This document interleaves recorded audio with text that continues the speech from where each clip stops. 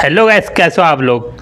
तो सोनम वांगचुक का जो 14 दिन से भूख हड़ताल पर क्यों है, आखिर पूरा मामला क्या है।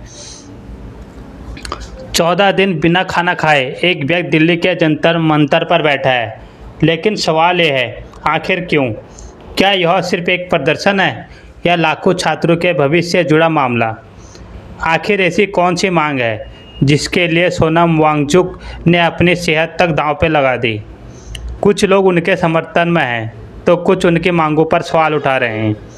इस वीडियो में बिना किसी पक्षपात के जानेंगे आखिर यह भूख हड़ताल क्यों हो रही है, उनकी मुख्य मांगें क्या हैं, सरकार का पक्ष क्या है और इस आंदोलन का असर देश पर क्या पड़ सकता है। तो चलिए शुरू करते हैं।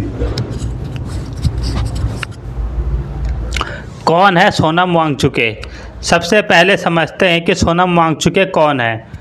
वे एक शिक्षा सुधारक, इंजीनियर और सामाजिक कार्यकर्ताओं के रूप में जाने जाते हैं।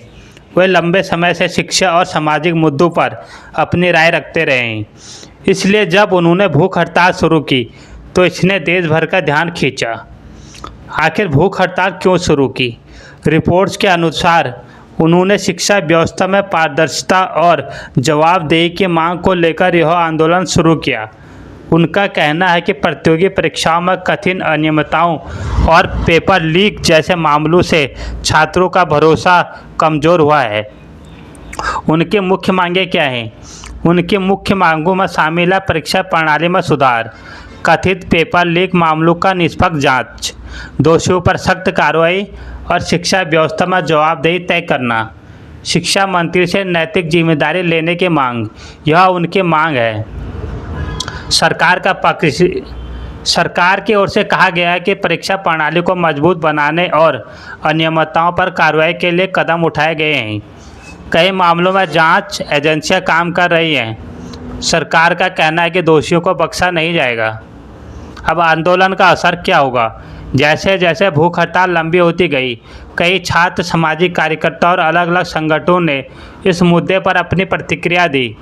वही कुछ लोगों का मानना है कि शिक्षा व्यवस्था में सुधार जरूरी है, जबकि कुछ लोग आंदोलन के तरीके पर अलग राय रखते हैं। छात्रों पर इसका क्या असर होगा। अगर परीक्षा प्रणाली पर भरोसा कम होता है तो इसका सबसे बड़ा असर उन छात्रों पर पड़ता है जो वर्षों मेहनत करते हैं। इसलिए यह बहस सिर्फ एक व्यक्ति की नहीं बल्कि लाखों छात्रों के भविष्य से जुड़ी मानी जा रही है। आगे क्या हो सकता है। अब सबकी नज़र इस बात पर है कि सरकार और आंदोलन के बीच क्या बातचीत होती है, क्या मांगों पर कोई निर्णय लिया जाता है और क्या यह भूख हड़ताल ख़त्म होगी या आगे भी जारी रहेगी। यह पूरा मामला केवल एक व्यक्ति की भूख हड़ताल नहीं है, बल्कि शिक्षा व्यवस्था और छात्रों के विश्वास और जवाबदेही से जुड़ी बहस का हिस्सा बन चुका है। आपकी क्या राय है। क्या शिक्षा व्यवस्था में और बड़े सुधार की ज़रूरत है। अपनी राय कमेंट में ज़रूर लिखें। अगर आपको ऐसी तथ्यात्मक और रिसर्च आधारित वीडियो पसंद है तो चैनल को सब्सक्राइब करना ना भूलें। मिलते हैं नई जानकारी, नए रिव्यू के साथ। अगर ये जानकारी आपको अच्छी लगी तो वीडियो को लाइक, सब्सक्राइब जरूर कर लेना। तब तक के लिए बाय।